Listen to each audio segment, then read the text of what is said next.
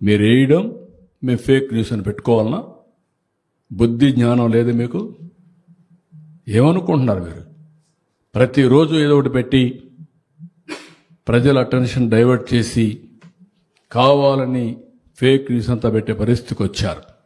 అందుకే నేను చెప్పాను, ఈ ఎర్రా వాసు, ఎర్రా రామూర్తి, చీలి వెంకటేశ్వరరావు, కోలాంటి ఈశ్వరరావు వీళ్ళంతా వైఎస్ఆర్ కాంగ్రెస్ వాళ్ళు.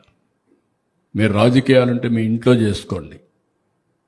ప్రభుత్వం దగ్గర మాత్రం తోక తిప్పితే తోక కట్ చేస్తాం. ఇంకొక ఆయన మాట్లాడతాడు, అక్కడేదో విశాఖపట్నం రైల్వే మనం స్టీల్ ప్లాంట్ ప్రైవేటైజ్ చేస్తే పోరాడతాడంట. ఎవరు చెప్పాడా నిన్ను పోరాడమని? ఎవరు ప్రైవేటైజ్ చేస్తారా? డెఫినెట్గా కొన్ని గవర్నమెంట్లన్నీ కూడా కొన్ని సర్వీసులు అవుట్సోర్సింగ్ చేసుకుంటారు సమర్థత పెంచడానికి. అది నెపం పెట్టి ఇష్టానుసారంగా మాట్లాడడం.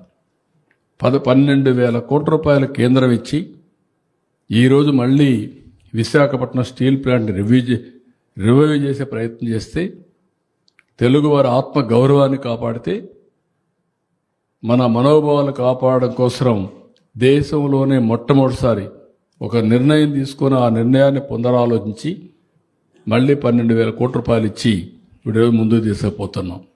ఇలాంటి దౌర్భాగ్యమైన పార్టీని ఎప్పుడు చూడలేం.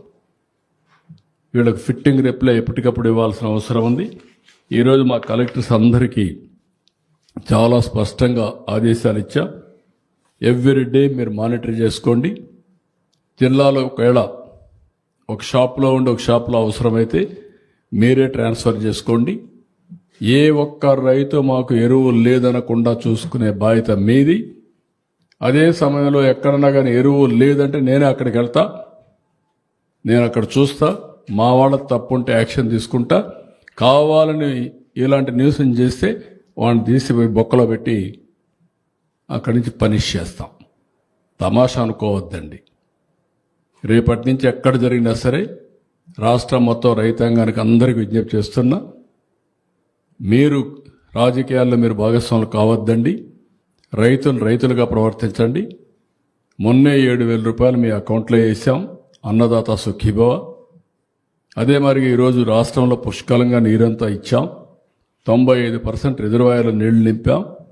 పోయిన సంవత్సరం నీటి కొరత లేకుండా చేశాం.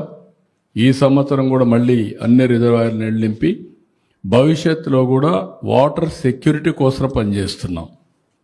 అదే మరి ఎక్కడికి ఎవ్వరికి ఇబ్బందులు లేకుండా ఫెర్టిలైజర్స్ కానీ పెస్టిసైడ్స్ కానీ అన్నీ కూడా మానిటర్ చేస్తున్నాం. అదే సమయంలో రైతులు గుర్తుపెట్టుకోవాలి, మీరు ఎక్కువ యూరియా వేసి మొత్తం దీనివల్ల ప్రజల ఆరోగ్యానికి కూడా ప్రమాదం. నేను ఆ మాట చెప్పాను.